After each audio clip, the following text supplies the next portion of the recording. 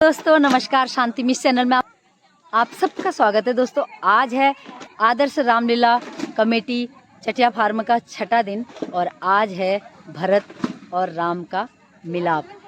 यानी ऐसा मार्मिक दृश्य शायद कभी नहीं देखा होगा हमने। और आज राम भक्तों की बहुत भीड़ होने वाली है, तो चलते हैं आज छठे दिन का रामलीला का रसपान करते हैं।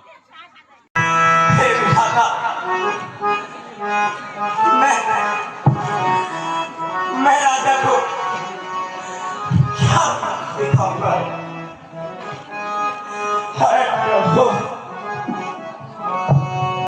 दोस्तों यहाँ पर आप देख रहे हैं कि मंत्री सुमंत, जो राजा दशरथ के प्रिय मंत्री सुमंत हैं, वो जंगल में श्री रामचंद्र जी को वापस लाने के लिए, जंगल से वापस लाने के लिए जाते हैं। लेकिन रामचंद्र जी नहीं मानते, वापस नहीं आ सकते हैं। वो ऐसा कहकर मंत्री को वापस भेज देते हैं अयोध्या।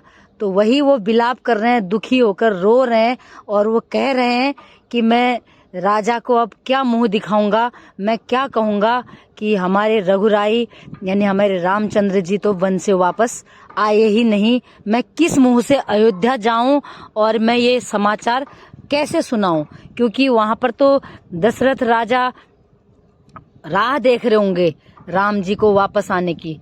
लेकिन मैं किस मुंह से जाऊं, यही विलाप करते हुए आप देख सकते हैं। और इतनी अच्छी एक्टिंग, इतना अच्छा रोल निभा रखा है दोस्तों, एक एक पात्र ने, देखते ही बनता है चित्रण।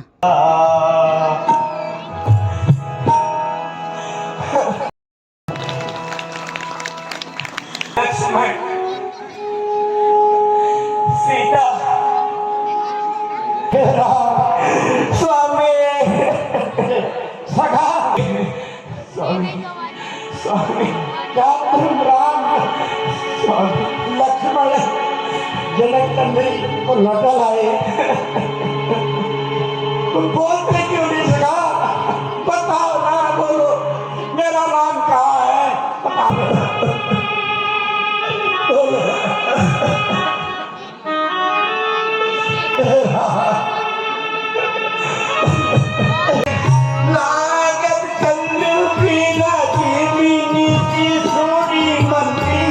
हो गई और महाराजा दशरथ आज उन्हें अपनी अंतिम अवस्था निकट दिखाई दे रही है और वो नाना प्रकार से पुत्र वियोग में प्रलाप कर रहे हैं, विलाप कर रहे हैं।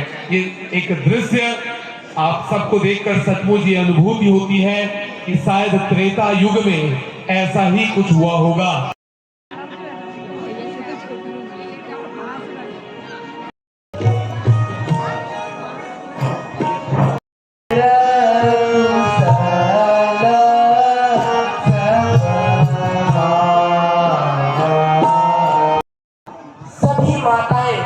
और मेरे प्रिय भ्राता और भाभी सीता कहाँ है?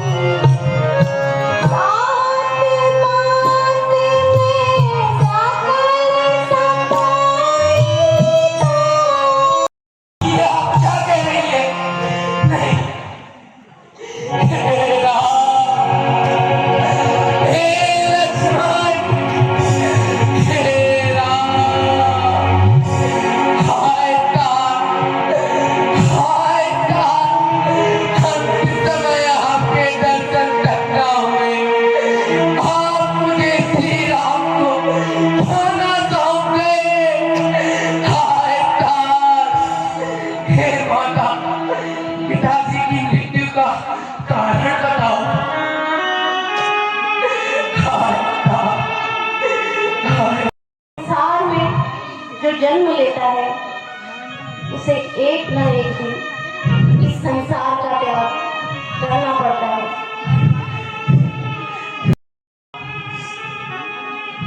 जो गति धर्मात्मा पुरुषों पुत्रों की होती है। जो परम धाम उन्हें प्राप्त होता है, वही परम धाम को तुम्हारे पिता भी सिधार गए। हे पुत्र, आप धैर्य धारण करो। मेरी माता, नहीं पुत्र, हे भ्राता, हे राम, बहुत बड़ा अनर्थ कर दिया। नहीं, उसे हट जाइए। हे पुत्र, मैंने तुम्हारे लिए पूरा रास्ता साफ कर दिया है। ये पूरा साम्राज्य तुम्हारा है। नहीं माता, नहीं पुत्र, मुझे श्री राम की पादुका के अलावा कुछ नहीं चाहिए।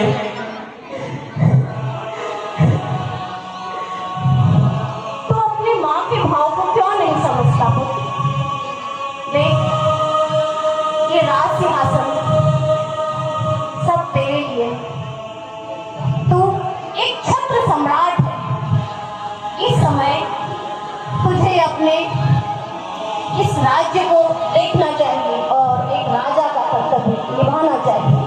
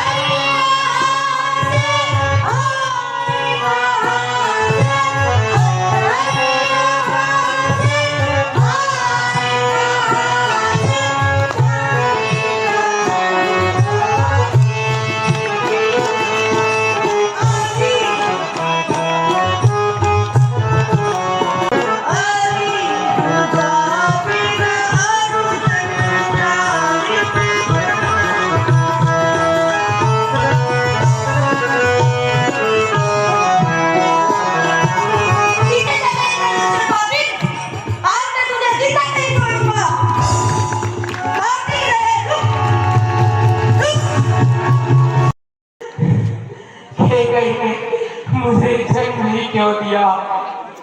उन्होंने मुझे जन्म होते ही क्यों ना मार दिया?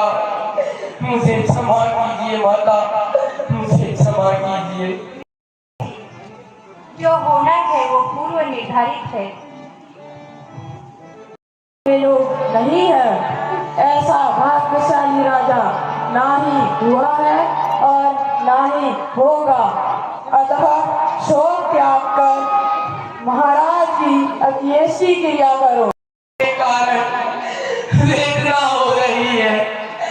हाय, मेरे ही कारण पिताजी का स्वर्गवास हुआ।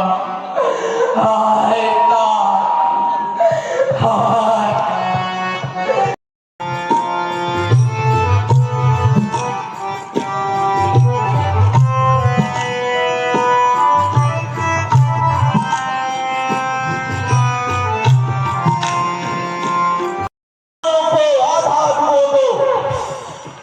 युद्ध का सामान तैयार करो, कवच इत्यादि पहन लो। मारे गए तो घबराना मत, शरीर को नश्वर है। अगर युद्ध में मारे भी गए तो प्रभु के नाम। निषादराज का नाम स्वीकार कीजिए।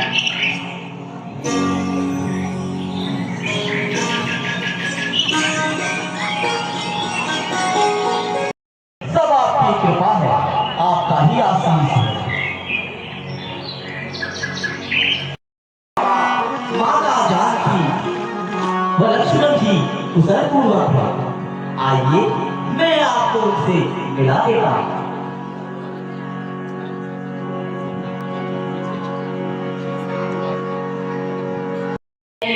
अद्भुत सपना देखा। भरत समाज सहित आ रहे हैं, दुखी सासे भी उनके साथ हैं। हे लक्ष्मण, यह कोई शुभ संकेत नहीं लगता। जो भरत वन को आ रहा है, पता नहीं मुझे ऐसा क्यों प्रतीत हो रहा है कि कोई अशुभ समाचार सुनने को मिलेगा।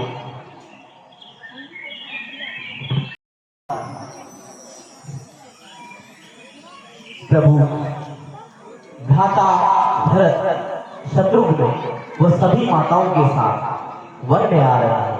कुलगुरु वशिष्ठ भी उनके साथ है और पूरी सेना भी साथ है प्रभु। साथ ही समस्त अयोध्यावासी भी आपके दर्शन हेतु आ रहे हैं। भैया, शस्त्र उठा लीजिए। भरत पूरी सेना से हमें जीतने आता है। ऐसा प्रतीत होता है राजपथ बड़ा प्रबल है, जिसने भरत जैसे पुरुष की बुद्धि भ्रष्ट कर दी।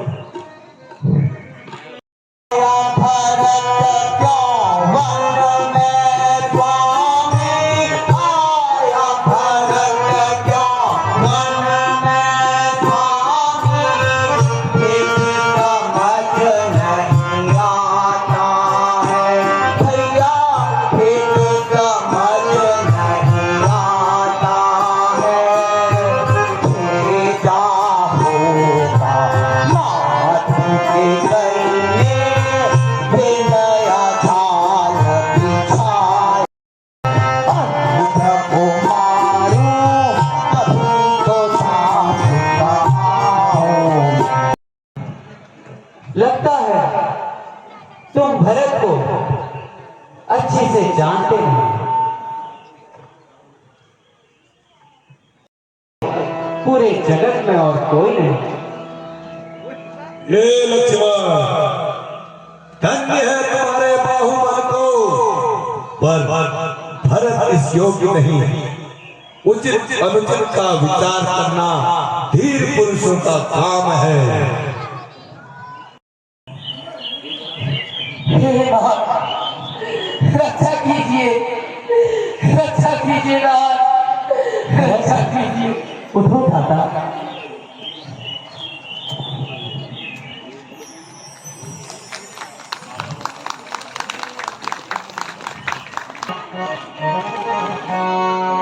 सकल कुटुंब देखी मोहे माता, सकल तुम्हारे पिता से तुम्हारे वनवास का वियोग सह न सके, वो स्वर्ग सिधार गए।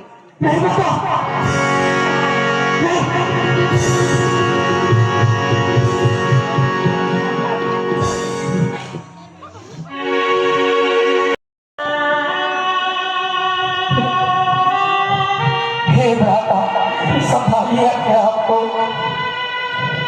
मुझे विश्वास नहीं हो रहा, ये सब कैसे हो सकता है? पिताजी, संभालो राम, संभालो। नियति को यही मंजूर था मेरे लाल। दोस्तों, जब भरत और शत्रुघ्न ननिहाल से वापस लौटते हैं और उन्हें ज्ञात होता है कि उनके पिता राम के वियोग में स्वर्ग सिधार गए हैं और राम को 14 वर्ष का वनवास हो गया है, तो वो रोने लगते हैं, अपनी माँ को धुतकारते हैं और वहां से फिर वो वन की ओर पूरी अपनी सेना को लेकर चले जाते हैं और साथ में तीनों माताएं भी जाती हैं राम को वापस लाने के लिए। लेकिन राम जी वापस नहीं आते और वहां राम को पता चलता है कि राम के वियोग में दशरथ जी भी चल बसे हैं, तो वो बहुत रोते हैं, उन्हें बहुत दुख होता है। तो इसी में उनकी माताएं उनको संभालती हैं और लक्ष्मण भी उन्हें संभालते हैं कि भैया आप अपने आप को संभालो, वीर धीर पुरुष का काम ये नहीं होता है, अपने आप को संभालना पड़ता है। तो ऐसे करके समझाते हैं और राम जी को वापस लाने की बहुत कोशिश करते हैं सभी लोग, लेकिन राम जी कहते हैं कि मैं वापस नहीं जा सकता। तो अंत में भरत थक हार कर राम जी की चरण पादुकाएं अपने सर के ऊपर लेकर आते हैं और कहते हैं कि आपकी चरण पादुकाएं ही उस राजगद्दी को संभालेंगी, मैं उस लायक नहीं हूँ। जब आप 14 वर्ष बाद वापस आएंगे तब आपका राज्याभिषेक होगा, मैं उस गद्दी का हकदार नहीं हूँ। तो ये मार्मिक दृश्य आप लोगों के सामने दिख रहा है दोस्तों। सच में मैं तो बहुत बार रोई हूँ इस दृश्य को देखकर, और इनकी एक्टिंग और जो ये दृश्य है ये इस लायक है कि बरबस ही रोना आ जाता है। दोस्तों, हमारे सनातन धर्म की जय है, हमारे हिंदू धर्म की जय है कि जहाँ भरत जैसे छोटे भाई पैदा हुए, जिन्होंने इतने बड़े राज पाठ को ठुकरा दिया बड़े भाई के लिए और उनकी चरण पादुकाएं से अपना राजकाज चलाया। तो हम धन्य हैं कि ऐसे सूरवीर, ऐसे महान लोग, महापुरुष हमारी धरती में पैदा हुए हैं।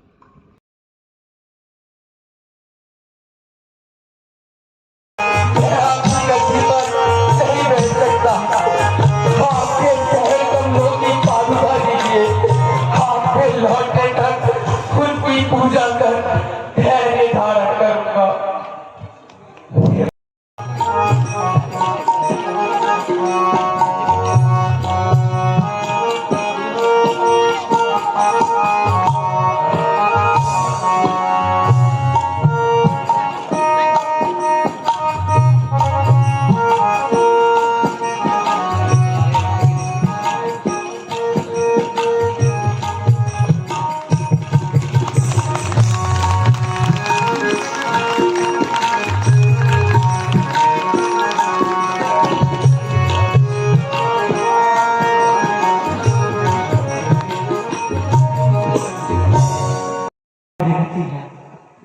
सबका ध्यान रखिए।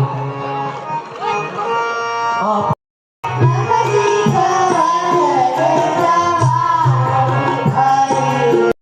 और यहाँ वन में चलते चलते माता सीता को बहुत प्यास लग जाती है, बहुत थक जाती हैं।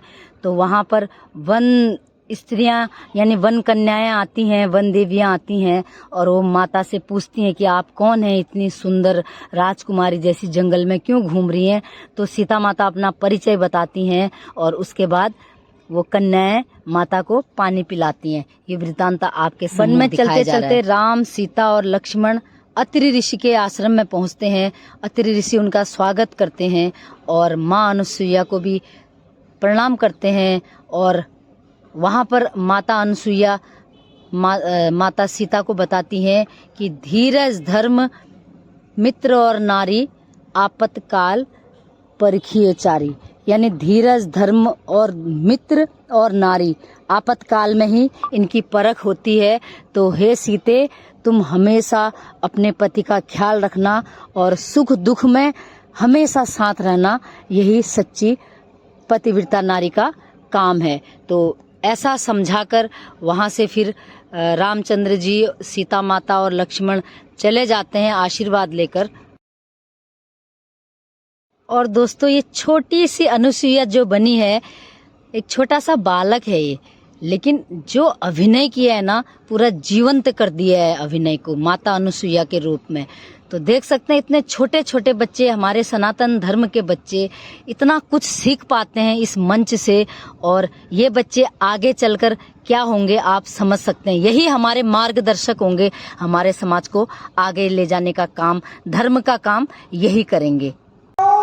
या कुटिया में वो भाग्यविहीन हो अथवा धनहीन ही क्यों ना हो, इसलिए एक नारी को मन, कर्म और वचन से अपने पति की सेवा करनी चाहिए और पूजा करनी चाहिए। एक नारी केवल इतना ही कर ले तो बड़े से बड़े देवता भी उसके समक्ष झुक जाते हैं। पुत्री, सुख में तो सभी साथ देते हैं, परंतु जो दुख में साथ दे वो ही सच्ची अर्धांगिनी है। वह पुत्री फिर भी साधारण व्यक्ति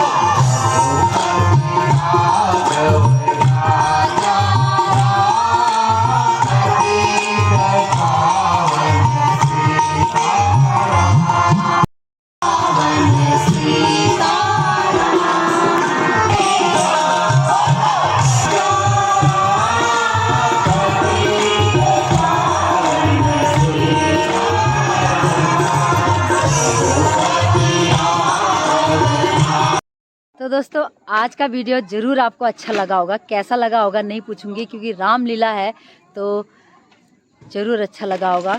श्री राम जी की कृपा सब पर बनी रहे। मेरा वीडियो देखने के लिए बहुत बहुत धन्यवाद। नमस्कार।